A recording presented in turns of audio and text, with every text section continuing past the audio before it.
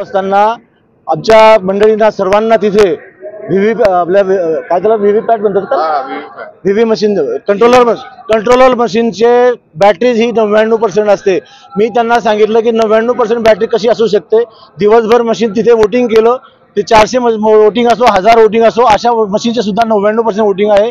दुनियातली अशी कुठली सिस्टम आहे की ती सिस्टम वापरून सुद्धा 1% कमी होते.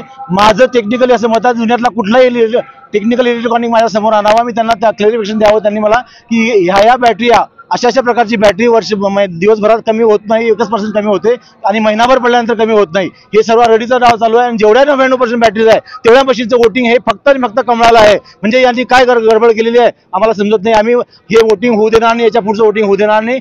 दुसरं 2च राऊंड डिक्लेअर केल्यानंतर पुढचे 7 राऊंड त्यांनी कुणालाही न सांगता वोटिंगच्या मशीन पैभारे घेऊन आले आणि ओपन केल्यात आणि 99% वोटिंग असलेल्या मशीनचं वोटिंग आम्हाला मान्य नाही. मतदान प्रक्रिया आम्ही थांबवलेली आहे, पण याच्यात जबरदस्ती केली तर आमच्यावर कुठलीही कारवाई झाली तर आम्ही हे उधळणार नाही. आणि 99% कशी असू शकते मी त्यांना तेही सांगलं त्यांच्या इंजिनियरला. त्यांचा इंजिनियर म्हणतो असं असू शकते, म्हणजे तुम्हाला फक्त टेक्निकली बोल. मी टेक्निकली त्याच्यामध्ये पक्का आहे पूर्ण इलेक्ट्रिकमध्ये. त्याने दुनियातला कुठलाही मेकॅनिक, कुठलाही टेक्निकल माणूस आणावा आणि त्यांना सांगावं की ही अशा प्रकारची बॅटरी आहे जी 1% फक्त 1% वरती तुमची महिनाभर चालते, 1% वरती तुमची दिवसभर चालते आणि 1% कमी होते. अशी कुठलीही बॅटरी दाखवावी मला त्यांनी. ईव्हीएम ते आपली कंट्रोलर पॅडचा कंट्रोलर पॅड काय मागणी केलेली आहे? आम्ही सांगितलं की आम्हाला 99% बॅटरीवाला मशीन चालणार नाही. निवडणूक आयोगाकडे आपण लेखी तक्रार दे. आम्ही आता मेल करायचा होता, पण आम्हाला कोणतीही व्यवस्था दिलेली नाही आहे. परंतु आता मोबाईलने काही नाही, आम्ही त्यांना अर्ज दिलेला आहे आणि त्यांना सांगितलं तुम्ही पुढे कंप्लेंट करावी.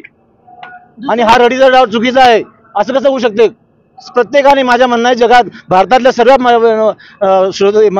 जनतेने विचार करावा की अशी कुठली सिस्टम आहे की त्यामध्ये फक्त 1% बॅटरी कमी होते. तुम्ही रावेरचं थांबवलंय की जळगाव? रावेरचं थांबवलं आम्ही. रावेरमध्ये जळगाव तिकडे जाऊ शकत नाही. दुसरी गोष्ट अशी आहे तिच्यामध्ये